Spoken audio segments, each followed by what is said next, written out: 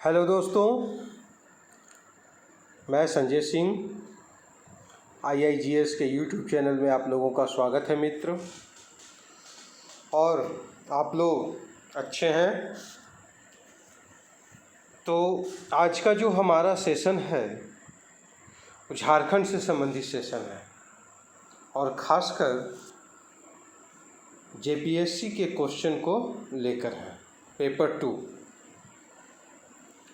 है ना, जिसमें झारखंड से संबंधित प्रश्न पूछे जाएंगे आपसे। तो आइए आज इन प्रश्नों का अध्ययन करें हम लोग।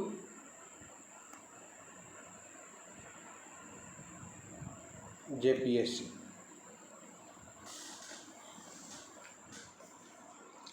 तो पहला प्रश्न क्या कहता है, देखिएगा, बहुत सुंदर, बहुत अच्छा प्रश्न। और आप लोग इस प्रश्न का आंसर जानते होंगे, लेकिन ज़रा सा हम इसे क्या करेंगे, एलोब्रेट करेंगे, विस्तृत मैं आपको बताऊंगा। पहला, झारखंड में काके से होकर कौन सी रेखा गुजरती है? काके। और काके बहुत फेमस है भाई। किस लिए फेमस है हो? काके में झारखंड का पागल खाना है ना, इसलिए फेमस है। समझ गए बात को? तो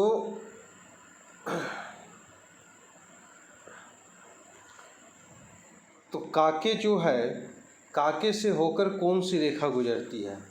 तो आपको पता होना चाहिए, काके से होकर 23.5 डिग्री उत्तरी अक्षांश, 23.5 डिग्री उत्तरी अक्षांश, याद रखिएगा, नॉर्थ लेटीट्यूड, लॉन्गिट्यूड नहीं, नॉर्थ लेटीट्यूड। और उस 23.5 डिग्री नॉर्थ लेटीट्यूड को हम लोग कहते हैं कर्क रेखा, ट्रॉपिक ऑफ कैंसर, जो किससे होकर गुजरती है? तो कांके से होकर गुजरती है। और कांके जो क्षेत्र पड़ता है ये आपका रांची में पड़ता है, याद रखिएगा। तो फिर से समझ लीजिए कि झारखंड से कर्क रेखा जो 23.5 डिग्री उत्तरी अक्षांश है वो 5 राज्यों से होकर गुजरती है। झारखंड के 5 जिलों से होकर, सॉरी राज्य मैंने बता दिया, झारखंड के 5 जिलों से होकर वो गुजरेगी। इस चीज़ को आप लोग ध्यान में रखिएगा, ठीक है। तो कौन कौन से राज्यों से होकर गुजरेगी? तो R से लिख दीजिएगा रांची, L से लिखिएगा लातेहार, G से लिखिएगा गुमला, फिर L से होगा लोहरदगा, LO से लिख दीजिए लोहरदगा, और R से हो जाएगा RA रामगढ़, रामगढ़। रांची, लातेहार, गुमला, लोहरदगा और रामगढ़, ये 5 राज्यों, 5 जिलों से होकर कर्क रेखा झारखंड से गुजरती है। झारखंड के 5 जिलों से होकर, याद रखेंगे, ठीक है। नेक्स्ट वीडियो में मैं आपको बताऊंगा कि ये जो 5 जिला के किन क्षेत्रों से होकर गुजरती है, या हम उसको कह सकते हैं शहर कह सकते हैं, या छोटा टाउन कह सकते हैं, वो किन से होकर गुजरती है, ये नेक्स्ट वीडियो में आपका आएगा, ठीक है। आइए एक सिस्टमेटिक ढंग से हम लोग काम करेंगे। किस स्थान पर स्वर्ण रेखा नदी 320 फीट की ऊंचाई से गिरती है? तो स्वर्ण रेखा नदी, आप लोगों को पता होगा कि स्वर्ण रेखा जो नदी है वो रांची का एक नगरी क्षेत्र है। नगरी, याद रखिएगा, रांची में एक नगरी क्षेत्र है। नगरी का नाम आप लोग जरूर याद रखेंगे। यहीं से स्वर्ण रेखा नदी निकलती है और बंगाल के खाड़ी में जाकर ये गिर जाती है। बंगाल की खाड़ी में गिरने से पहले स्वर्ण रेखा नदी झारखंड से, उड़ीसा से और पश्चिम बंगाल से होकर बहते हुए बंगाल की खाड़ी में स्वर्ण रेखा नदी गिरती है। और स्वर्ण रेखा नदी पर ही हुंडरू जलप्रपात आपको देखने को मिलेगा, और इसकी ऊंचाई 320 फीट है, और 320 फीट से नीचे हमारा स्वर्ण रेखा नदी गिरती है, इसी हुंडरू जलप्रपात से। तो आंसर क्या होगा? हुंडरू जलप्रपात, याद रखेंगे। स्वर्ण रेखा नदी की ही एक सहायक नदी है। बहुत सारी सहायक नदियां हैं जिसमें से 2-3 इम्पोर्टेंट है, जिसमें से पहला आप याद रखिएगा खरकई। खरकई नदी ये किसकी सहायक नदी है? स्वर्णरेखा नदी की। गारू, गारू एक नदी है, वो किसकी सहायक नदी है? स्वर्णरेखा नदी का। रारू, नाम याद रखिएगा, गारू, रारू, नगरी क्षेत्र, खरकई। तो 3 नदी मैंने आपको सहायक नदियों के बारे में बताया, एक रारू, दूसरा गरू और तीसरा खरकई। तो गरू, रारू और खरकई ये तीनों स्वर्ण रेखा की सहायक नदियां हैं। याद रखेंगे स्वर्ण रेखा की सहायक नदियां कौन है? तो बोलिएगा गरू, रारू, खरकई स्वर्ण रेखा की सहायक नदियां। और भी है दुलंग, ये भी स्वर्ण रेखा की सहायक नदी है ना। लेकिन ये 3 ज़्यादा इम्पोर्टेंट है और इसमें से गरू, रारू, खरकई ये तीनों को जरूर याद रखें, हो सकता है पूछ दे आपसे, है ना। स्वर्ण रेखा नदी पर कुछ बांध बने हुए हैं जिसको हम लोग डैम के नाम से भी जानते हैं, जैसे पालना डैम। पहला पालना डैम स्वर्ण रेखा नदी पर है। इच्छा बांध, इच्छा बांध स्वर्ण रेखा पर नदी पर है। चांडिल बांध, नाम सुने होंगे आप लोग, चांडिल, चांडिल बांध ये कहाँ पर है? स्वर्ण रेखा नदी पर है। गेटाल सुद बांध, इसका भी नाम याद रखिएगा आप लोग, गेटाल सुद, गेटाल सुद बांध ये सब जलाशय है। गेटाल शुद्ध जलाशय, या फिर हम लोग बांध कर लें, बांध जब बनेगा तभी जलाशय का निर्माण। जलाशय मतलब पानी का रुका हुआ रूप, जिसको हम लोग झील के नाम से भी जान सकते हैं, या हम उसे तालाब भी कह सकते हैं, डैम भी उसे हम कह सकते हैं। तो चांडिल डैम, इच्छा डैम, पालना डैम, है ना, गेटाल शुद्ध डैम ये सभी स्वर्ण रेखा नदी पर है, याद रखिएगा आप लोग, ठीक है।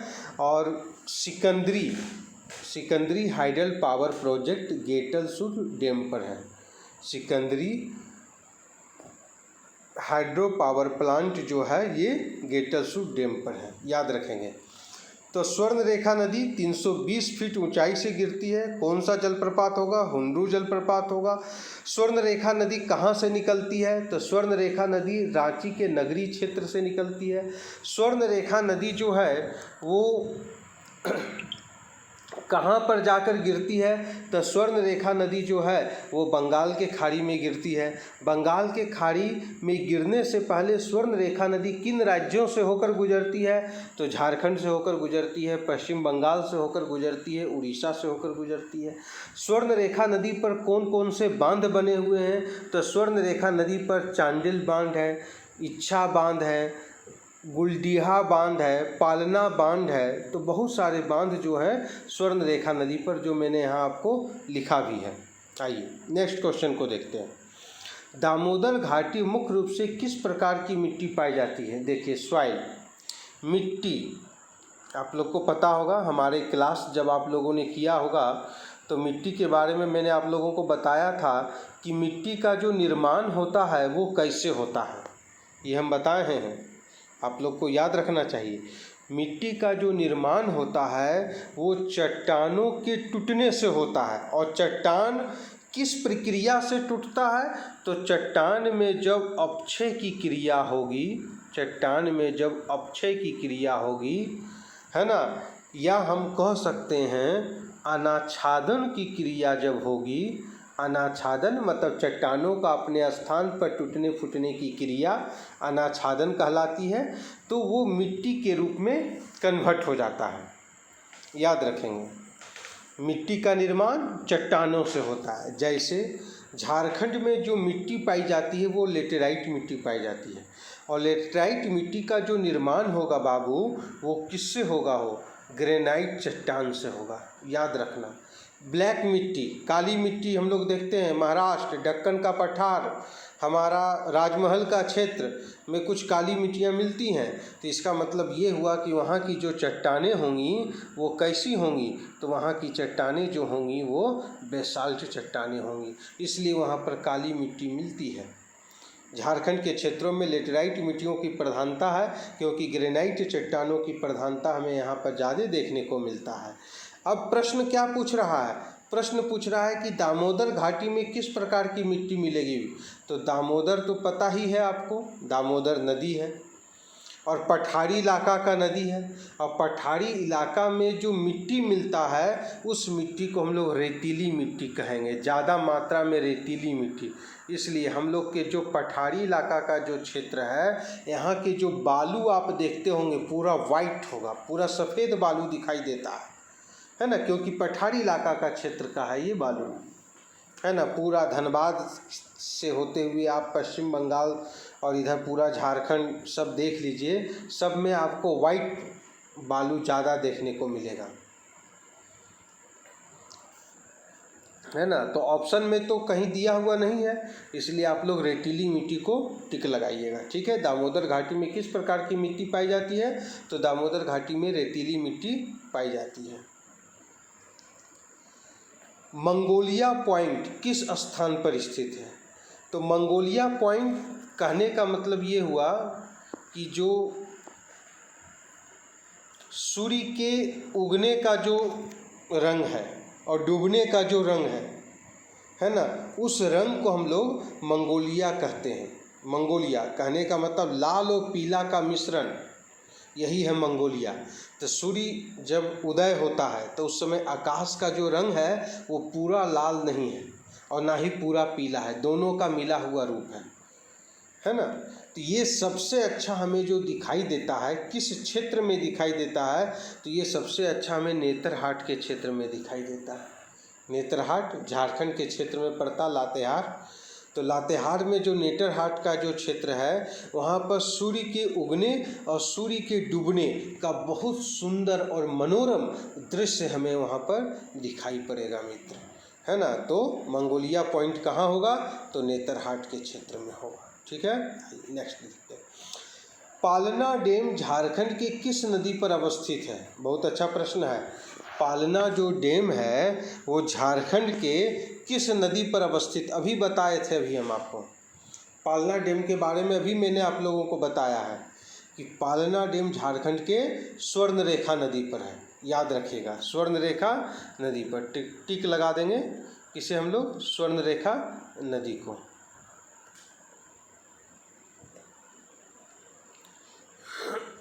ठीक है, स्वर्णरेखा नदी। और स्वर्णरेखा नदी के बारे में तो आपको अभी पूरा बता ही दिए हैं। अब देखिए यहाँ पर कुछ प्रश्न कट गया है, लेकिन मैं आपको बता दूं प्रश्न क्या है। कहता है कि 2011 की जनगणना के अनुसार झारखंड के किस जिले में लिंगानुपात कम है? समझिएगा बात को, लिंगानुपात सबसे कम है। तो लिंगानुपात जो सबसे कम है वो धनबाद में है। धनबाद में लिंगानुपात क्या है? सबसे कम है ना। और सबसे ज़्यादा लिंगानुपात कहाँ है? तो पश्चिमी सिंहभूम में, प्लस में पश्चिमी सिंहभूम में सबसे ज़्यादा लिंगानुपात है, याद रखिएगा। पश्चिमी सिंहभूम में सबसे ज़्यादा लिंगानुपात है और सबसे कम आपका धनबाद में। पूछा कहाँ है? धनबाद के बारे में पूछा है, सबसे कम। लेकिन मैंने आपको ये भी बता दिया कि सबसे ज़्यादा कहाँ है, तो लिंगानुपात पश्चिमी सिंहभूम में है ना, याद रखिएगा।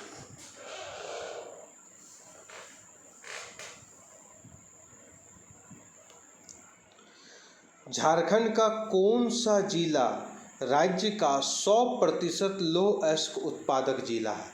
तो झारखंड का वह कौन सा जिला है जो 100% लौह अयस्क उत्पादन करता है? तो बहुत आसान प्रश्न था ये, पश्चिमी सिंहभूम। फट से आपको लगा देना है कि पश्चिमी सिंहभूम जो है वो 100% लौह अयस्क का उत्पादन करता है। झारखंड के किस स्थान पर 500 फीट ऊंचा भुवनेश्वरी मंदिर है? देखिए, जब आप लोगों का जेपीएससी में सिलेक्शन हो जाए और उसके बाद आप लोग ट्रेनिंग करने के लिए तो जाना ही है, ट्रेनिंग करने के लिए जाएं, तो बीच बीच में जब छुट्टी मिले तो झारखंड को घूमें, वहाँ के यहाँ के तीर्थ स्थल, यहाँ के जो पर्यटक स्थल हैं, है ना, उसको देखें, है ना, उसका अवलोकन करें आप लोग। तो बहुत सारा चीज़, क्योंकि झारखंड का पूरा जो क्षेत्र है वो नेचुरल क्षेत्र, प्रकृति पर डिपेंड है। झारखंड के किस स्थान पर 500 फीट ऊंचा भुवनेश्वरी मंदिर? अब देखिए, भुवनेश्वरी मंदिर की बात हो रही है और आपको पता होना चाहिए भुवनेश्वरी मंदिर मतलब, भू का मतलब क्या होता है? धरती, है ना। भू का मतलब क्या होता है? धरती होता है ना। तो धरती से संबंधित ये हम कह सकते हैं मंदिर, है ना, जो देवी का रूप है। जिस प्रकार से हम लोग देखते हैं लक्ष्मी जो देवी हैं हमारे, वहीं इसी मंदिर में लक्ष्मी देवी का पूजा होता भुवनेश्वरी मंदिर में, और ये जमशेदपुर में है। लेकिन सबसे बड़ी बात ये है कि झारखंड में एकमात्र मंदिर, झारखंड का एकमात्र मंदिर जो द्रविड़ शैली पर बना हुआ है। आपको पता होना चाहिए द्रविड़ शैली के बारे में, और मैंने क्लास में सभी लोगों को बताया था कि द्रविड़ शैली की जो विशेषताएं हैं वो 4-5 उनकी विशेषताएं हैं। उन 4-5 विशेषताओं को अगर आप देख लेंगे और उसे पढ़ लेंगे तब आपको समझ में आ जाएगा कि द्रविड़ शैली के मंदिरों की क्या विशेषताएं होती हैं, है ना। तो झारखंड का एकमात्र द्रविड़ शैली पर निर्मित मंदिर भुवनेश्वरी मंदिर है। इस चीज़ को याद रखिएगा। और ये आपका जमशेदपुर में है, और ये भुवनेश्वरी मंदिर में लक्ष्मी की पूजा होती है, लक्ष्मी देवी की पूजा यहाँ पर होती है। इस चीज़ को आप लोग को ध्यान में रखना है, ठीक है।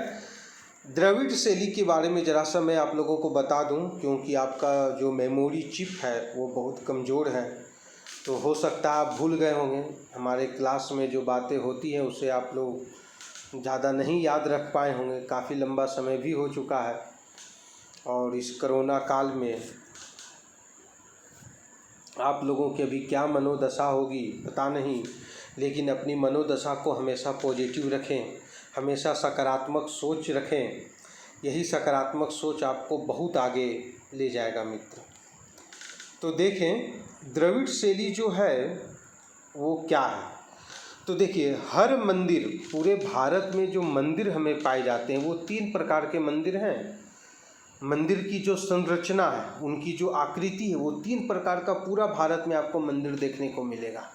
पहला नागर शैली, और नागर शैली का जो मंदिर है ये आपको गंगा नदी के उत्तर के क्षेत्र में पूरा नागर शैली आपको देखने को मिलता है। मतलब उड़ीसा तक का पूरा आप क्षेत्र ले सकते हैं नागर शैली, उड़ीसा तक का क्षेत्र, है ना। उड़ीसा का जो मंदिर है हमारा पुरी का मंदिर, ये भी नागर शैली पर ही निर्मित है।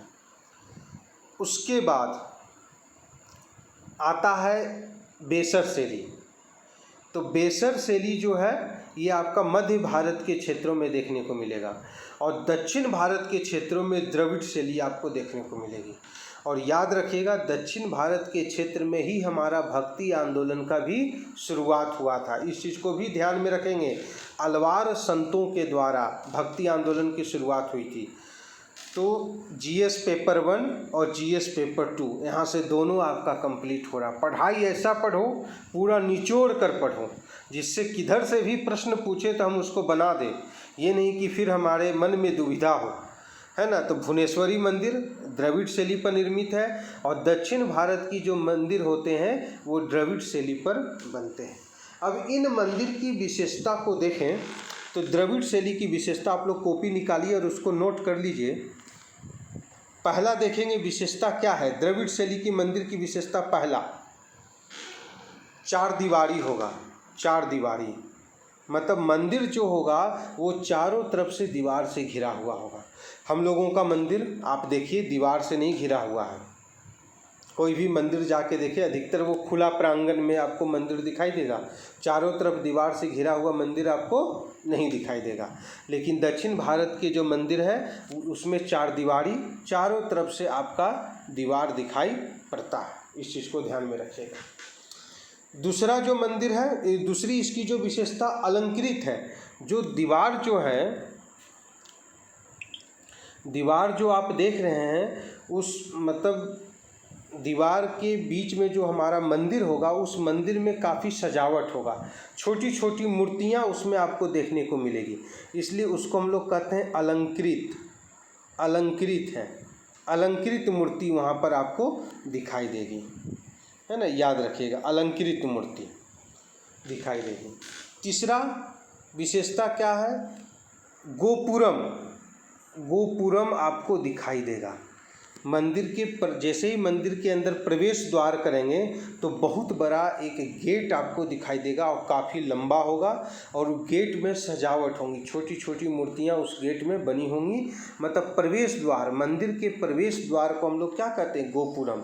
तो सबसे पहले चार दीवारी, दूसरा अलंकृत होंगे, तीसरा गोपुरम होगा, और चौथा उसमें विमान शैली होगा, काफ़ी ऊंचाई होगा, मंदिर की ऊंचाई काफ़ी होगी, काफ़ी ऊंची मंदिर होगी, उसी को हम लोग कहते हैं विमान शैली, जो ऊंचाई पर है, काफ़ी ऊंचाई है, मंदिरों की ऊंचाई है, विमान शैली। और पांचवा जो इसकी विशेषता है, वो पांचवा जो विशेषता है इसमें अष्टकोणीय गर्भगृह, इसके जो होंगे अष्टकोणीय होगा। देखिए जैसे मान लीजिए हम देखिए यहाँ पर बना रहे हैं आपको मंदिर, द्रविड़ शैली का मंदिर, तो द्रविड़ शैली के मंदिर में सबसे पहले जो यहाँ पर होगा, एक यहाँ पर आपका प्रवेश द्वार होगा जो काफ़ी लंबा होगा, ये आपका अष्टकोणीय होगा। ये पंचायतन शैली भी मंदिर में एक गर्भगृह होगा, और इधर भी दो भगवान होंगे, इधर भी दो भगवान होंगे, यहाँ पर एक कुआं होगा, और ये पूरा का पूरा मंदिर चारों तरफ से घिरा हुआ होगा, और ये ऊंचाई को दर्शा रहा है, जो ये गर्भगृह है, गर्भगृह की ऊंचाई को ये लाइन हमें दर्शा रहा है। तो द्रविड़ शैली के जो मंदिर होते हैं उसमें विमान हमें देखने को मिलता है, गोपुरम देखने को मिलता है, चार दीवारी देखने को मिलती है, उसकी जो भुजाएं होती हैं वो अष्टकोणीय होती है, मंदिर का जो शिखर होगा वो अष्टकोणीय होगा। हम लोग का मंदिर का जो शिखर है इस प्रकार है, लेकिन द्रविड़ शैली के जो मंदिर के जो शिखर होते हैं उसके शिखर किस प्रकार के होते हैं, तो उसके शिखर इस प्रकार के होते हैं, ऐसे ऐसे, या फिर, है ना, मतलब ऊपर आपका ऐसे होगा, ये द्रविड़, ऊपर की चौड़ाई कम, नीचे की चौड़ाई अधिक होगी, और अष्टकोणीय आकृति का हमको दिखाई पड़ता है द्रविड़ शैली का मंदिर। धनबाद जिला का कौन सा औद्योगिक शहर एक सघन औद्योगिक संकुल है जहां 25 किलोमीटर के दायरे में 250 उद्योग स्थापित हुए हैं। तो 250 उद्योग मतलब लघु उद्योग, है ना, इस प्रकार का उद्योगों का विकास हुआ है। तो वह जो क्षेत्र है आपका चिरकुंडा, ये धनबाद के रास्ते में ही पड़ता है, धनबाद जिले में ही पड़ता है, जहाँ छोटे मोटे बहुत सारे उद्योगों का यहाँ पर विकास हुआ है चिरकुंडा में। वह कौन सा मंदिर धरती के जनजातीय देवता को समर्पित है? तो धरती के जनजातीय देवता को समर्पित है भुवनेश्वरी मंदिर, जिसका चर्चा अभी हमने किया था। भू से भुवन, भूमि, तो आंसर क्या होगा? भुवनेश्वरी मंदिर होगा। झारखंड के किस जिले में एक मंदिर है, झारखंड का वह मंदिर जहाँ पर हिमाचल से ज्वाला लाकर उसे जलाया गया है, उस मंदिर में अखंड ज्योति स्थापित किया। ज्वाला देवी का मंदिर है ना, कांगड़ा जिला, हिमाचल प्रदेश के कांगड़ा जिला जब आप जाएंगे तो वहाँ पर ज्वाला देवी का मंदिर है। तो ये एक प्रश्न पूछता है कि ज्वाला देवी का मंदिर हिमाचल प्रदेश के किस जिले में है, तो कांगड़ा जिला में, याद रखिएगा। और वहाँ से वो ज्वाला लाया गया, और उस ज्वाला से धनबाद का एक मंदिर है जिसको हम लोग कहते हैं शक्ति मंदिर। धनबाद में एक शक्ति मंदिर है, उसी ज्वाला से शक्ति मंदिर में अखंड ज्योति स्थापित किया गया है। इसी ज्वाला मंदिर का अकबर भी दर्शन करने गए थे। कहाँ? हिमाचल का कांगड़ा ज्वाला मंदिर का, ये नहीं कि धनबाद का। लीलोड़ी मंदिर किस देवी या देवता को समर्पित है? तो लीलोड़ी जो मंदिर है यहाँ पर जो बलि चढ़ाया जाता है यहाँ पर दुर्गा पूजा के मौसम में, दुर्गा पूजा का जो पर्व होता है उस पर्व में लिलोड़ी मंदिर का काफ़ी मतलब मेला जैसा यहाँ पर ये लगता है। और काली की पूजा होती है, खस्सी उसी का बलि यहाँ पर चढ़ाया जाता है। अगर कोई लोग कुछ नया चीज़ खरीदते हैं तो यहाँ पर आते हैं, पूजा अर्चना करते हैं, है ना। नई दंपतियाँ जिनका विवाह नया हुआ है वो भी यहाँ पर आकर अपने जीवन को आगे सफल बनाने के लिए यहाँ पर जाते हैं, पूजा अर्चना करते हैं इस मंदिर में, लिलोड़ी मंदिर। मतलब ये कतरास के क्षेत्र में ये आपको पड़ेगा, खरकरी कतरास ये सब के क्षेत्रों में ये लिलोड़ी मंदिर पड़ता है। धनबाद क्षेत्र में भी आता है ये। आइए अब देखिए, एक प्रश्न ये है, प्रश्न तो कट गया लेकिन हम बताते हैं आपको प्रश्न क्या है। पाहन जानते होंगे, पाहन किसे कहते हैं? पूजा करने वाले को पाहन।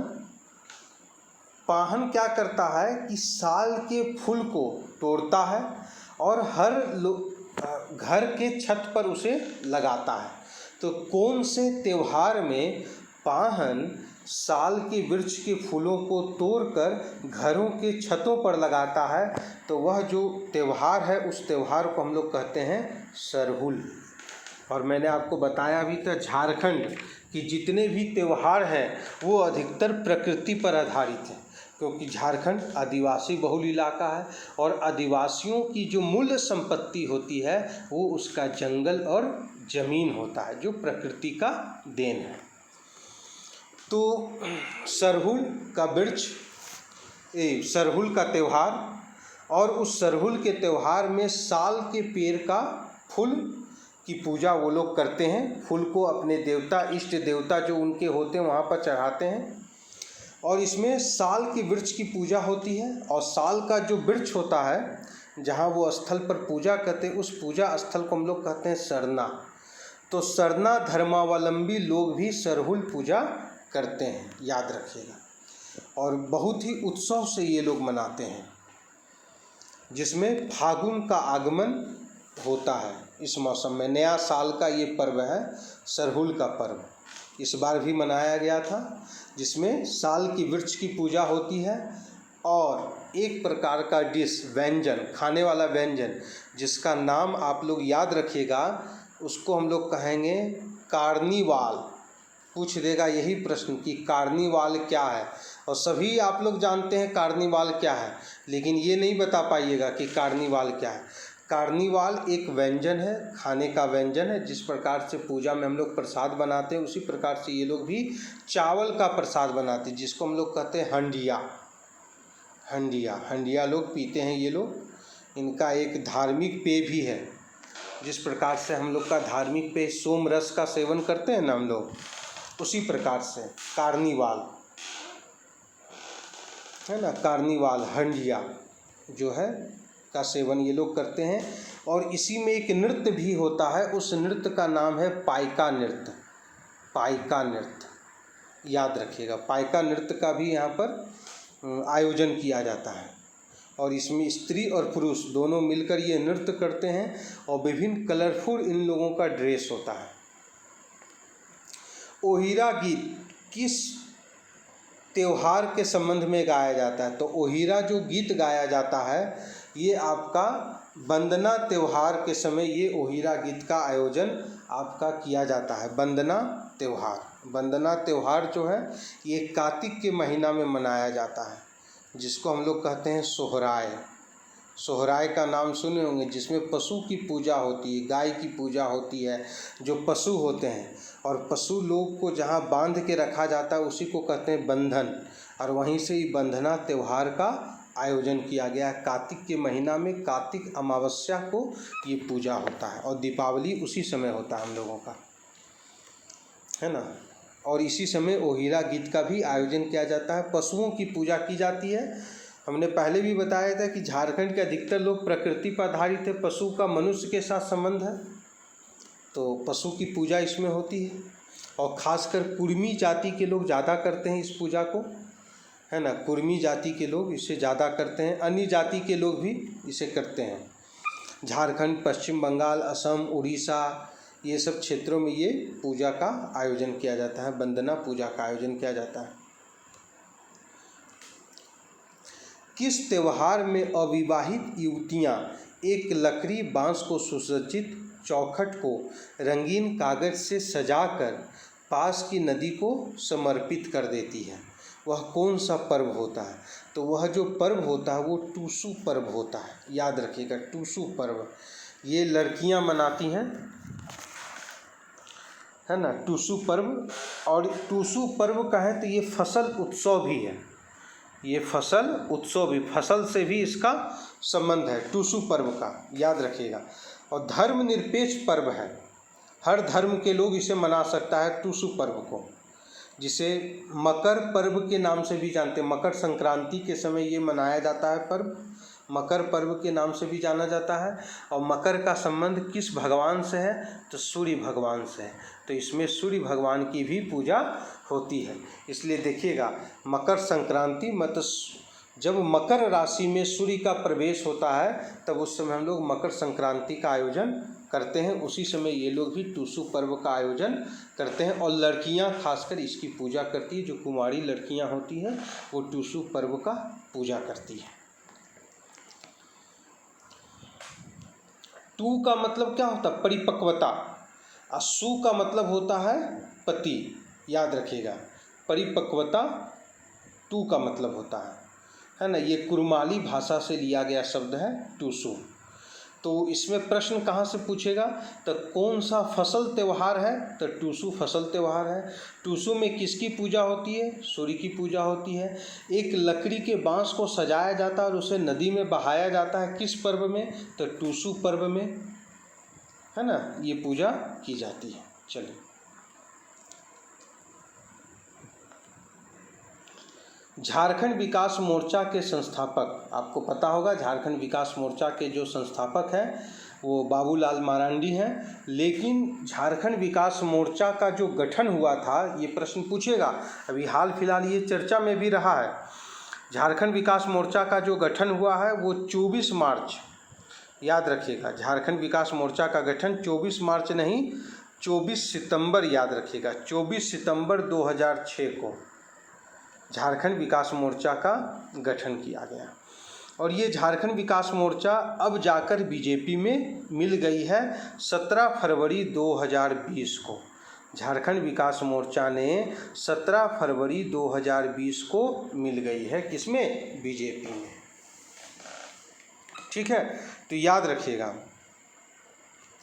पूछेगा कि वह हाल की कौन सी पार्टी है जिसका विलय बीजेपी में हुआ? तो झारखंड विकास मोर्चा का विलय बीजेपी में हुआ। और झारखंड विकास मोर्चा का निर्माण भी जो हुआ है बीजेपी से निकलकर ही हुआ, क्योंकि बाबूलाल मरांडी पहले बीजेपी के थे और झारखंड के प्रथम मुख्यमंत्री भी रह चुके हैं।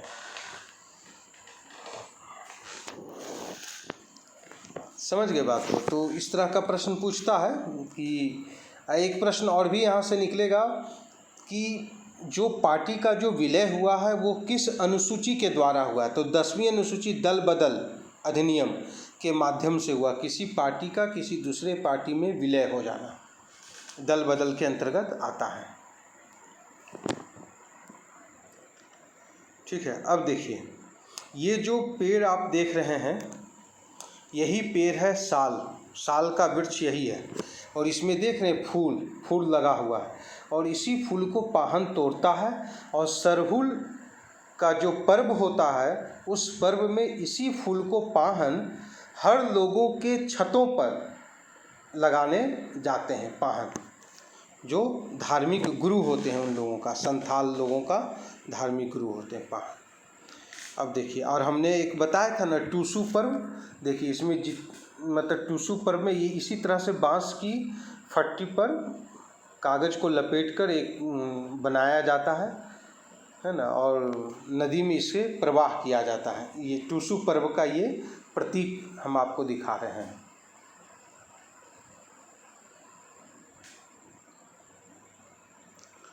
ये आपका सरहुल नृत्य है जिसमें स्त्रियां अपना पारंपरिक नृत्य कर रही है सरहुल में। देखिए यहाँ पर मादर जो उनका पारंपरिक वाद्य यंत्र है और नगारा उनका पारंपरिक वाद्य यंत्र है। इनका मतलब ये लोग अब बजा रहे हैं, नृत्य कर रहे हैं, डांस कर रहे हैं, स्त्री और पुरुष दोनों हैं इसमें। यही है सरना स्थल, साल का वृक्ष है और इस साल के वृक्ष में सफ़ेद रंग से कलर कर दिया जाता है और सरना स्थल है ना, मतलब सफ़ेद वस्त्र।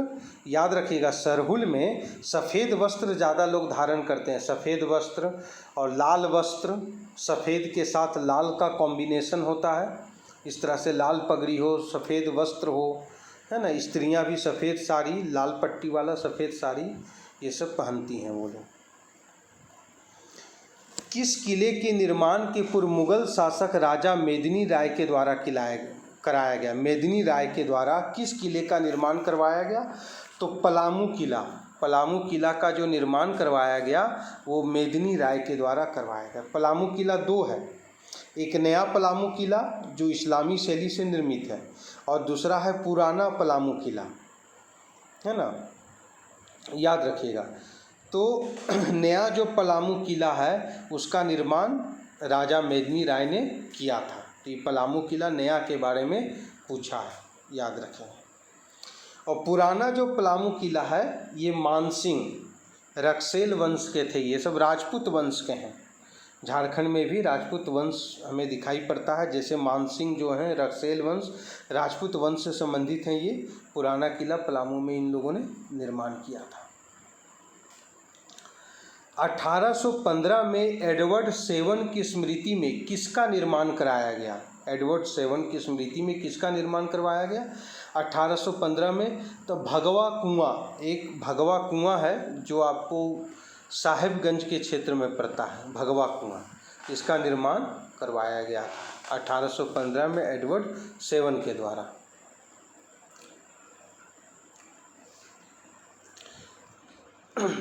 ठीक है, ये प्रश्न कट गया है, लेकिन प्रश्न ये पूछता है कि जो आपके क्या कहते हैं टेकलाल महतो जो हैं ये किस विधानसभा के जनप्रतिनिधि रहे हैं? तो मांडू क्षेत्र के ये जनप्रतिनिधि रहे हैं टेकलाल महतो। झारखंड राज्य के उस प्रसिद्ध व्यक्तित्व का नाम बताइए जो सीमांत संस्कृतियों की एक इतिहासकार हैं। सीमांत संस्कृति, सीमांत का मतलब समझते हैं ना, कि वैसी संस्कृति जहाँ पर दो देशों का संस्कृति हमें दिखाई पड़े। जैसे आप जब नेपाल जाएंगे तो बिहार और नेपाल की सीमा पर जो गांव बसा हुआ है, जब उस गांव का जब हम लोग भ्रमण करते हैं तो देखते हैं कि उसमें बिहार के भी कुछ गुण दिखाई पड़ेंगे और कुछ नेपाल के भी गुण हमें दिखाई पड़ते हैं। मिथिला उथला के क्षेत्र में आप जाइए तो पहनावा के रूप में हमें दिखाई पड़ता है जरा, है ना। सीमांत संस्कृति दिखाई पड़ती है। तो कौन वो लेखक हैं? रमानिका गुप्ता। बहुत इम्पोर्टेंट प्रश्न है ये, याद रखिएगा रमानिका गुप्ता के बारे में। रमानिका गुप्ता जो थी ये मार्क्सवादी पार्टी से इनका ज़्यादा संबंध रहा है, मार्क्सिज्म पर ये ज़्यादा विश्वास करती थी। लीडर, मजदूरों की ये लीडर भी रह चुकी हैं। इनकी एक जीवनी है, बहुत अच्छी पुस्तक है जीवनी, जब उसको आप पढ़ेंगे उस पुस्तक का नाम है आप हुदरी। रमानिका गुप्ता का जो जीवनी है और उस जीवनी पर आधारित एक पुस्तक है, उस पुस्तक का नाम है आप हुदरी। पूछेगा ये प्रश्न कि आप हुदरी किसकी पुस्तक है? तो आप हुदरी रमानिका गुप्ता की पुस्तक है। और इस पुस्तक में क्या चीज़ का वर्णन किया गया है? तो इस पुस्तक में राजनीति के बारे में भी बताया गया है और साथ में सेक्सुअलिटी के भी बारे में बताया गया। मतलब इन्होंने ये कहती हैं कि अगर कोई पुरुष राजनीति में प्रवेश करेगा, राजनीति में वो इनकी मानना है कि जब वो तभी राजनीति में प्रवेश कर सकता है जब उसके पास पैसा हो। मतलब पुरुष पैसा देकर राजनीति में प्रवेश करता है, जबकि स्त्रियां अपना देह देकर राजनीति में प्रवेश करती हैं। ऐसा इनका मानना है रमानिका गुप्ता का। और ये पुस्तक का नाम है इनका आप हुदरी। आप हुदरी इनकी पुस्तक है, बहुत ही इम्पोर्टेंट है आप हुदरी पुस्तक। इसको एक बार पढ़िएगा आप लोग, आप हुदरी। मतलब स्त्रियों की दशा के बारे में बताया गया है कि वो पॉलिटिक्स में जाती है तो उनको किन किन परिस्थितियों से होकर उन्हें गुजरना पड़ता है।